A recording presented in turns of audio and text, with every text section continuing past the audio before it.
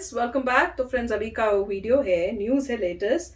संयुक्त राष्ट्र में एक साथ आए भारत फ्रांस, दुनिया को चौंका दिया। Islamophobia, India on Islamophobia. चलो देखते हैं क्या है भाई। तो वीडियो शुरू करते हैं। वीडियो शुरू करने से पहले अगर आप चैनल पर नए हो और आपने अभी तक सब्सक्राइब नहीं किया है तो जल्दी से पहले सब्सक्राइब के बटन और बेल आइकन को क्लिक कर लो ताकि आपको हमारे सारे न्यू वीडियोस के नोटिफिकेशन मिल जाएं जैसे हम अपलोड करें। अगर आपको वीडियो पसंद आता है प्लीज लाइक एंड शेयर। चलिए शुरू करते हैं। संयुक्त राष्ट्र महासभा ने 15 मार्च को इस्लामोफोबिया डे मनाने वाले प्रस्ताव को मंजूरी दी है। आपको बता दें कि इस्लाम या इस्लाम को मानने वालों से डर की भावना को इस्लामोफोबिया का नाम दिया गया है। लेकिन अब मुस्लिम देशों और चीन की तरफ से पेश किए गए इस प्रस्ताव का भारत और फ्रांस ने कड़ा विरोध किया है। भारत ने कहा कि नफरत की भावना सिर्फ इस्लाम के प्रति नहीं बल्कि अन्य धर्मों के प्रति भी है। हैरानी की बात तो देखिए कि उइगर मुसलमानों पर लगातार अत्याचार कर रहे चीन ने इस प्रस्ताव को अपना समर्थन दिया है। अब यह बात साबित करती है कि संयुक्त राष्ट्र और इन सभी मुस्लिम देशों को चीन में मुसलमानों पर हो रहे अत्याचारों से कोई फर्क नहीं पड़ता।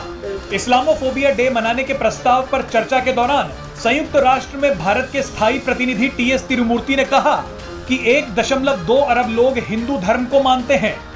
बौद्ध धर्म को मानने वाले 53.5 करोड़ लोग हैं और 3 करोड़ से ज्यादा सिख दुनिया भर में फैले हुए हैं।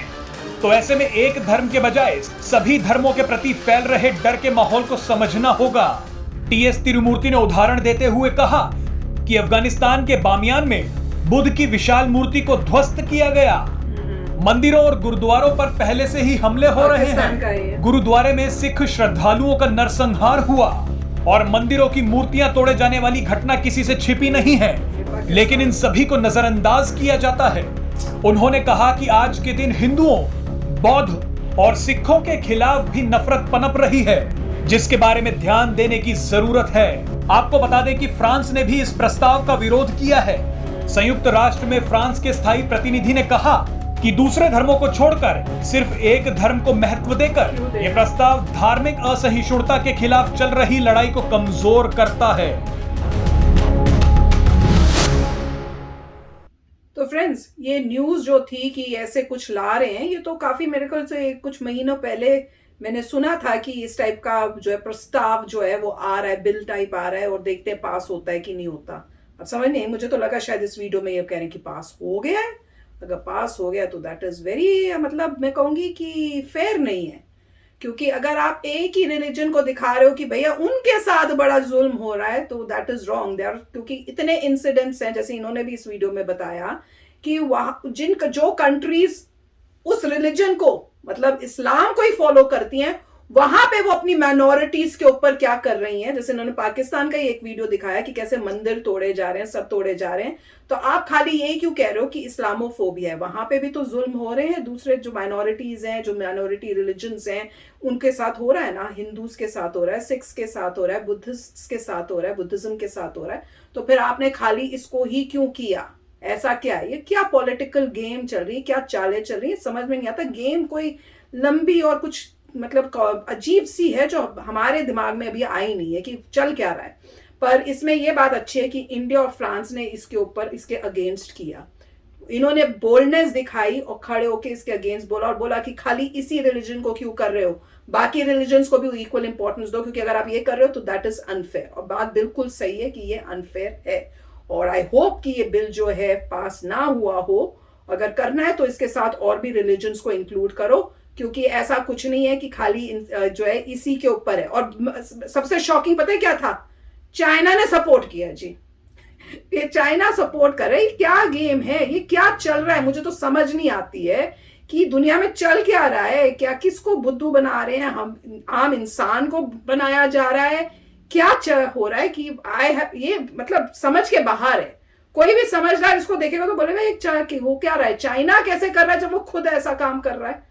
कुछ समझ नहीं आई। अगर आपको समझ में आए तो जरूर शेयर करना। राइट, इसमें बहुत अच्छा पॉइंट किया था कि सिर्फ इस्लाम को ऐसी बात नहीं है कि लोगों को डर है, दूसरे रिलीजन से भी लोगों को डर है। सब एक डिपेंड करता है आप कहाँ पे हैं, कहाँ पे और आपको क्या सुनाया जा रहा है। आप डिपेंड करता है। अगर आप मेजॉरिटी में है, तो जो भी माइनॉरिटी रिलीजन है उस पे आप ऐसा कर रहे हैं कि आपको फियर है उन लोगों का या जो भी। मेरे को तो यही लगता है कि ये मेजॉरिटी वर्सेस माइनॉरिटी की बात है। हर जगह पे एग्जाम्पल जैसे उन्होंने बुद्धिज़्म का दिया था कि अफगानिस्तान में बुद्धिज़्म पे हुआ क्योंकि बुद्धिज़्म माइनॉरिटी था, जहाँ जो पाकिस्तान माइनॉरिटी पे होगा, हिंदुज़्म पे हुआ minority। क्योंकि हिंदुज़्म माइनॉरिटी था। तो अब कहीं पर भी जाएंगे तो कहने का मतलब है माइनॉरिटी रिलीजन जो भी है उसकी राइट्स को प्रोटेक्ट करना चाहिए, उससे फियर आपको नहीं आना चाहिए।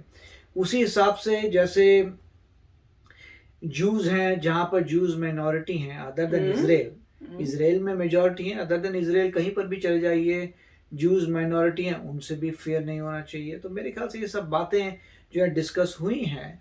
अब मुझे इतना पता नहीं कि सिर्फ 2 कंट्रीज़ के कहने से कुछ रिवर्स होने वाला है या नहीं होने वाला, क्योंकि ये वीटो वाली बात तो है नहीं। ये मेरे ख्याल से जो भी हो रहा है तो देखेंगे इसका नेट रिजल्ट क्या है, बट मुझे लगता नहीं है कि 2 कंट्रीज़ रोक पाएंगी।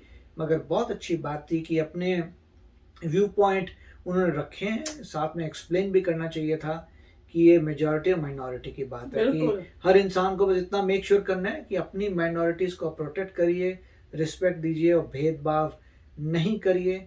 हर कंट्री को ये मिनिमम करना है और बेसिकली ये चीज़ें जो है लॉ के अंदर भी हैं कि आप डिस्क्रिमिनेट नहीं कर सकते किसी इंसान के भी रिलीजन को, सिर्फ रिलीजन को देख के आप डिस्क्रिमिनेट नहीं कर सकते। मेरे ख्याल से एटलीस्ट यूएस में तो है ही और इंडिया में भी होगा, तो हर जगह जो है ये लॉ तो होगा कि आप डिस्क्रिमिनेट नहीं कर सकते। तो वही बात थी, स्पेशली एक रिलीजन के बारे में बोलना ठीक है, आपने उस रिलीजन के बारे में बोला, मगर और भी बहुत सारे रिलीजन्स हैं, तो मेरे ख्याल से और भी आपको डेज को फिर रिकॉग्नाइज करना चाहिए। बिल्कुल, और डिफरेंट हर एक रिलीजन का एक दिन बनाओ, एक दिन बना देना चाहिए कि वो उनके भी रिकॉग्नाइज करना, क्योंकि जो आप अब कर रहे हो वो अनफेयर हो गया।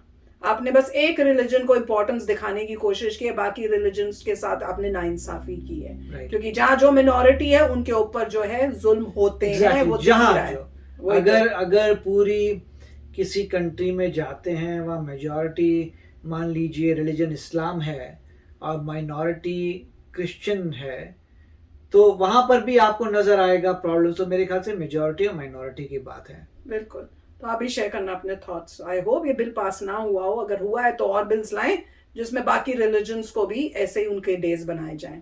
तो चलो चलते हैं, मिलेंगे नेक्स्ट वीडियो में बहुत ही जल्द। Till then take care and bye bye. तो अगर आप मेरे इस चैनल पे नए हो तो जल्दी से सब्सक्राइब के बटन को हिट करो और बेल आइकन को क्लिक करो ताकि आपको मेरा जब नया वीडियो मैं लगाऊं आपको उसके बारे में जल्दी से पता चल जाए।